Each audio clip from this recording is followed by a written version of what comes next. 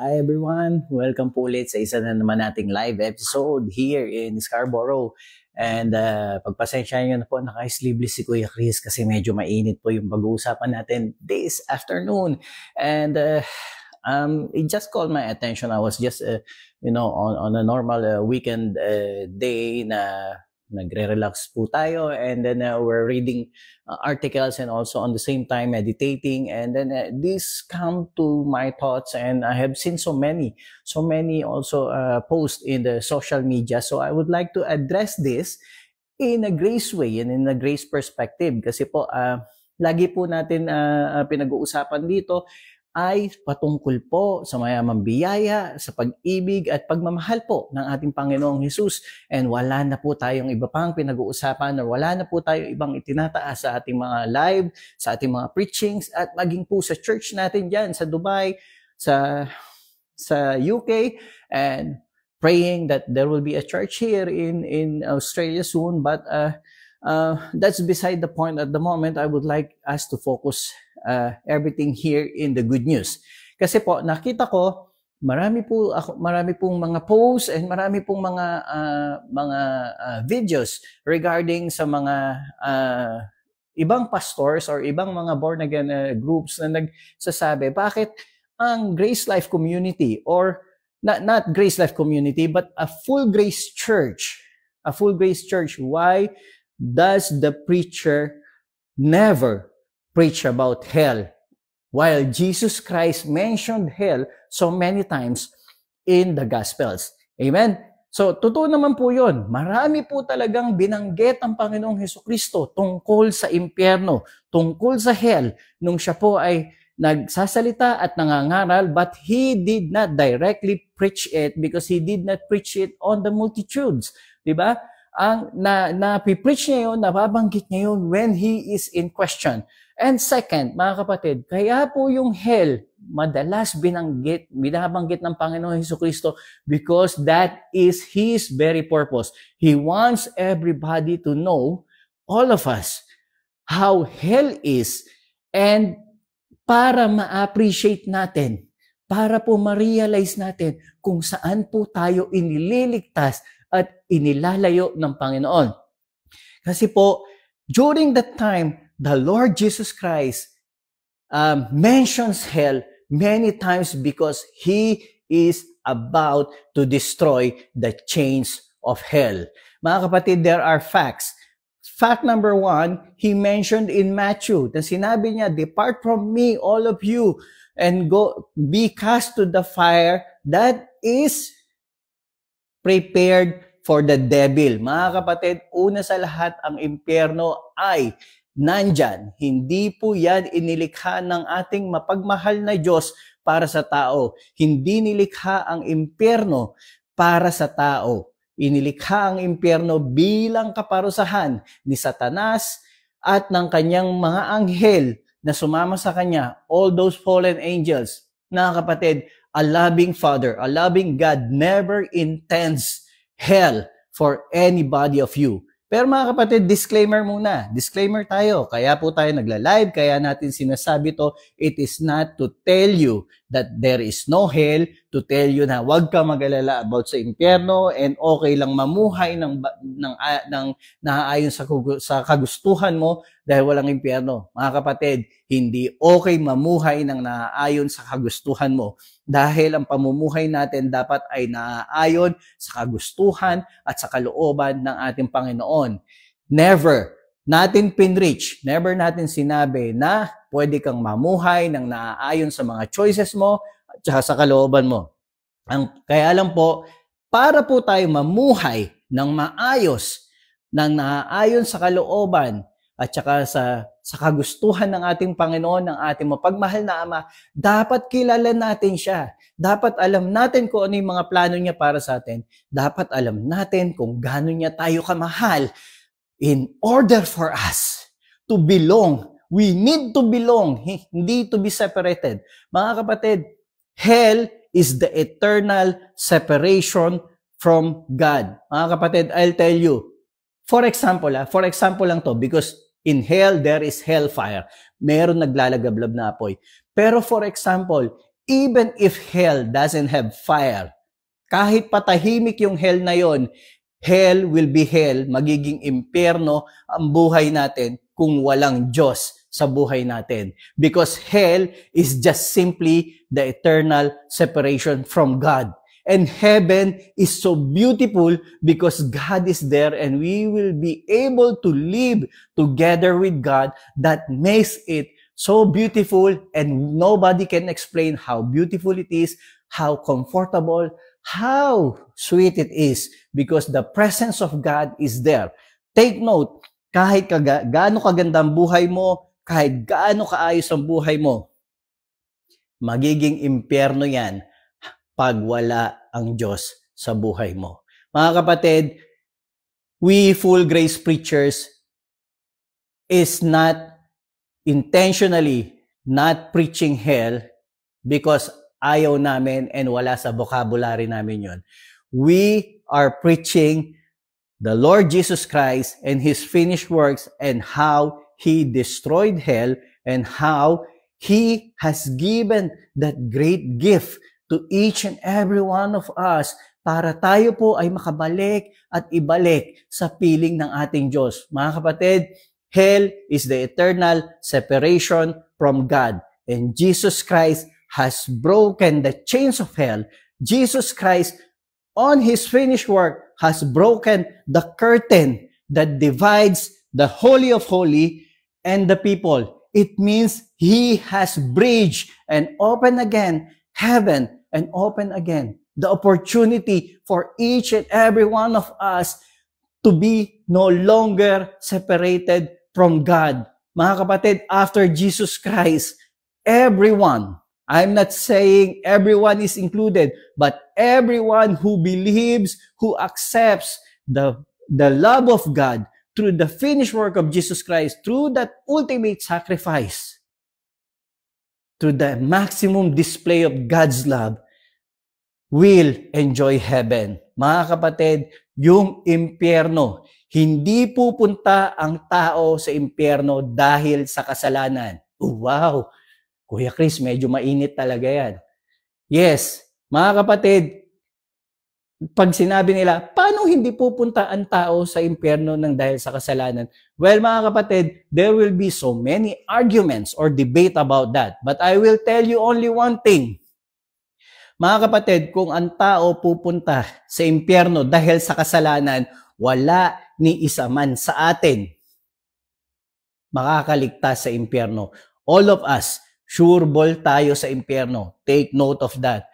Pupunta ang tao sa impyerno dahil hindi niya tinanggap yung mayamang pag-ibig, pagmamahal at regalo ng Diyos para iligtas ka sa impyerno, para ibalik ka sa Kanya.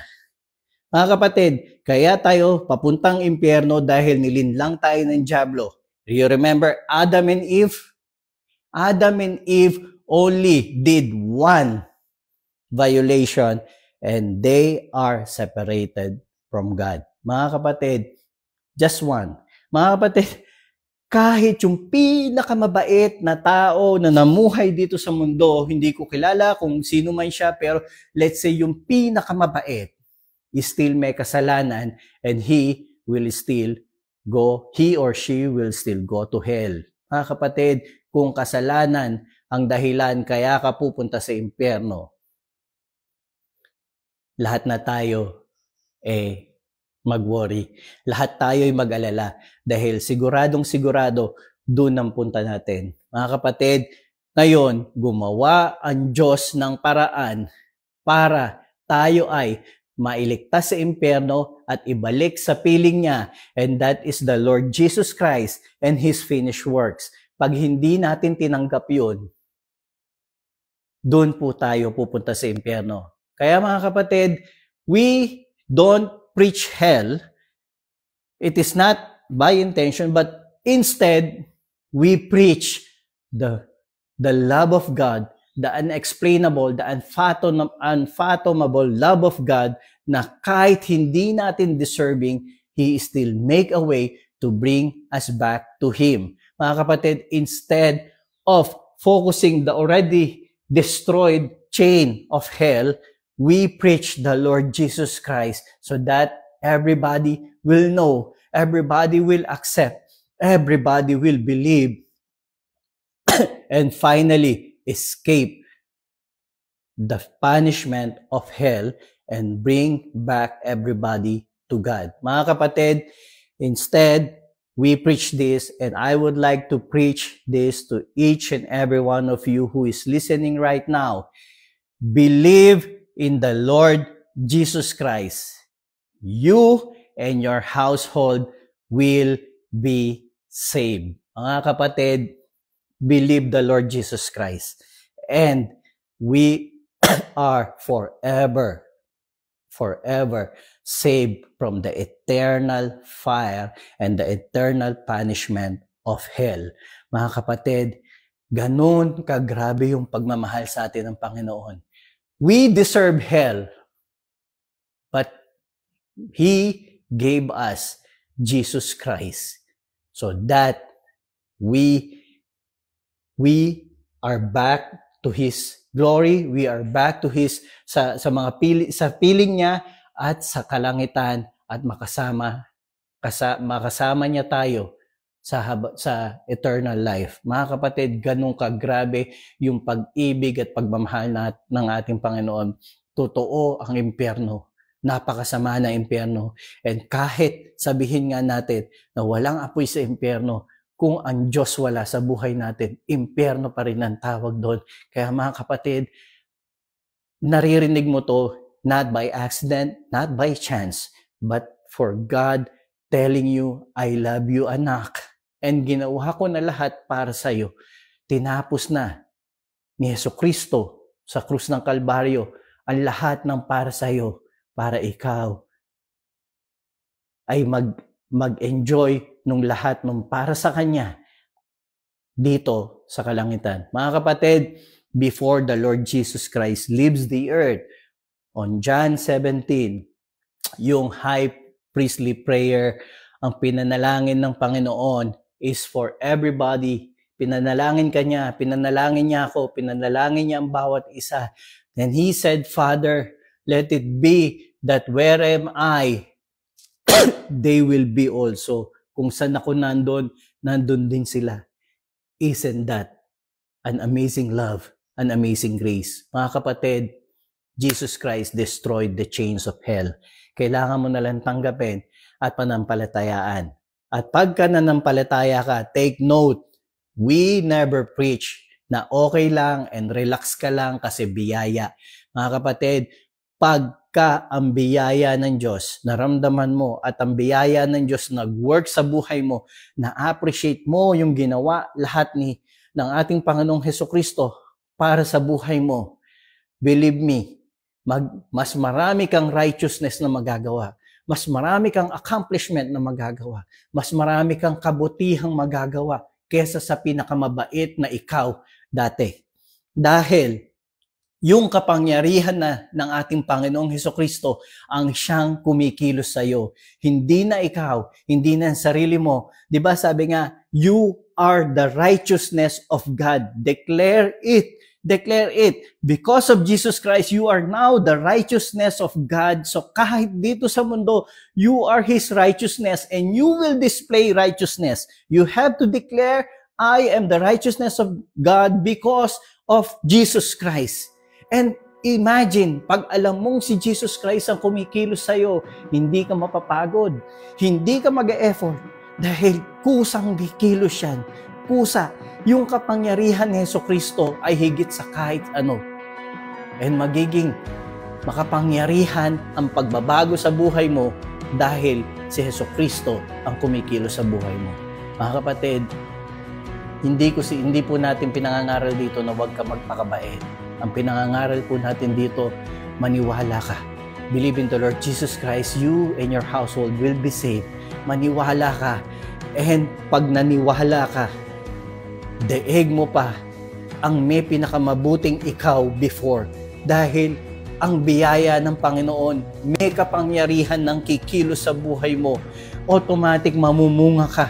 Pag tunay mong sinampalatayanan, tunay mong tinanggap, at ikaw ay tunay na naligtas, ang Panginoong Hesukristo, ang banal na Espiritu ay nasa sayo. kusa kang lalayo sa pagkakasala, kusa kang magbabago. Hindi mo napapansin, unti-unti na pala na nagbabago ang iyong pananaw. Pati yung mga dati mong ibig, nawawalan ka na ng gana. Maging yung pagmumura sa bawat pagsasalita, maaalis yan automatic.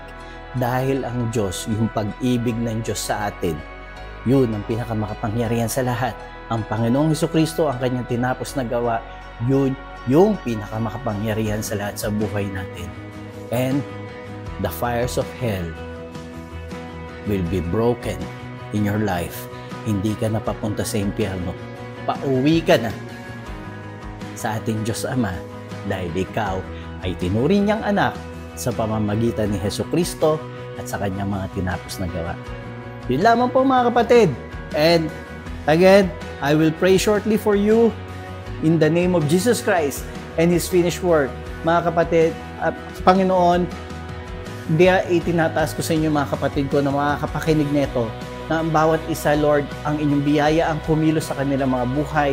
Ikaw ay makilala at matanggap nila. At Panginoon, maraming pong salamat sa inyong banal na salita for this boldness, for speaking to us, to each and every one of us, na ikaw ang aming kaligtasan, ikaw ang aming Panginoon. I speak blessing upon blessing, grace upon grace, at ang pagkakakilala ng bawat isa, lalo na dun sa mga ngayon lang makakapakinig na itong mensahe na to, na makakilala ka nila. Ikaw, Lord, ang siyang magbibigay. Lord, ikaw ang magbibigay even the faith each and every one of us have. So, alam ko sa lahat ng makakapakinig nito, Panginoon, maraming salamat dahil matatanggap nila, marireceive nila, mauunawaan nila at mamumulat ang kanilang mga mata, malhalaglag ang mga kaliskis sa kanilang mga mata, sa kanilang mga puso, at malalaman nila na ikaw ay Diyos na mahal sila at ikaw yung Diyos na laging nasa likod nila. Kahit hindi ka pa nila kinikilala, you're already there. Sabi nga po sa inyong mga salita, you love us first. Panginoon, maraming salamat. I speak blessing upon blessing, health, breakthrough, strength, wisdom, at lahat ng provision sa lahat na nakakapakinig nito. In the name of Jesus Christ and the power of His finished work.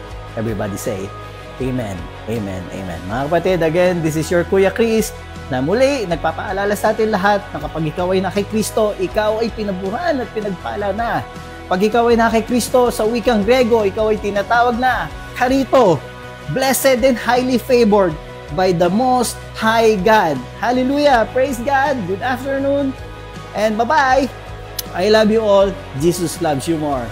See ya!